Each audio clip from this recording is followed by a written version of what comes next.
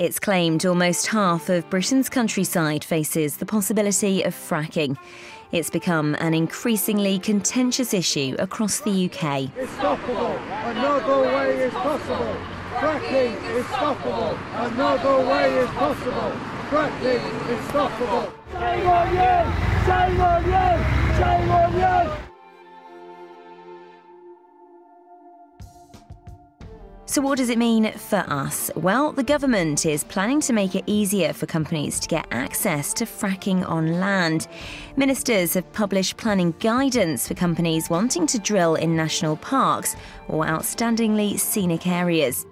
It would also mean allowing drilling to take place underneath properties, with residents above receiving a voluntary payment of £20,000 per well. Earlier this year, the Prime Minister insisted that shale gas is an important part of the UK's long-term economic plan. On a visit to proposed sites in Lincolnshire, he outlined some of the pros to the controversial drilling. Shale is important for our country. It could bring 74,000 jobs, over £3 billion of investment, give us cheaper energy for the future and increase our energy security. I want us to get on board this change that is doing so much good and bringing so much benefit to North America. I want us to benefit from it here as well. But some say that's not the case. A report by the Energy and Climate Change Committee, published earlier this year, says while UK shale gas production may help to secure energy supplies, it's estimated the US and Canada now has gas security for the next 100 years. It may not lead to cheaper energy bills.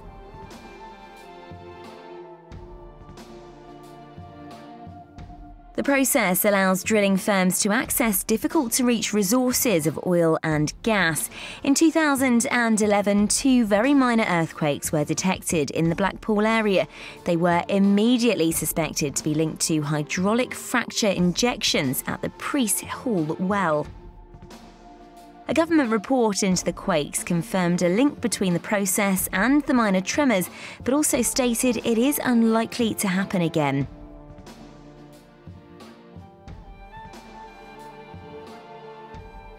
Campaign group Frack Off believe the scale of unconventional gas development means that huge numbers of people will be threatened with development and that rural communities will be the first to be affected. A report by 6 organisations, including the National Trust and the RSPB, also says that fracking has the potential to devastate wildlife habitats across the UK. There are many concerns for people living in communities subject to being used for fracking. Water contamination, air pollution, stress on the existing water supply, and earthquakes seem to be the biggest. People in Lancashire were the first to feel the negative effects of fracking when earth tremors hit the coast in 2011. I live about 1.5 miles away from one of the wells in Lancashire, Quadrilles wells in Lancashire. One thing that concerns me is the air pollution. Fracking itself is a very unlikely cause of water contamination. There are easier ways of contaminating water, for example, sloppy practices and spillages at the surface. And in the USA, they've found that a small percentage of wells have leaked.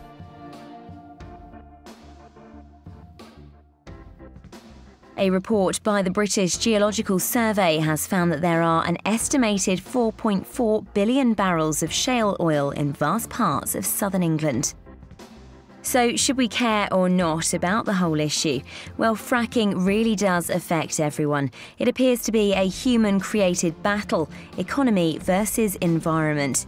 In the long term, if we don't use the process to extract oil and natural gas from shale and other rock formation, there are those who feel we could end up facing an energy issue. In short, the process could harm the environment and potentially ruin areas of outstanding natural beauty. Do we know enough to be able to make a decision, or do the government need more investigation before allowing companies to drill on land that has been previously left untouched?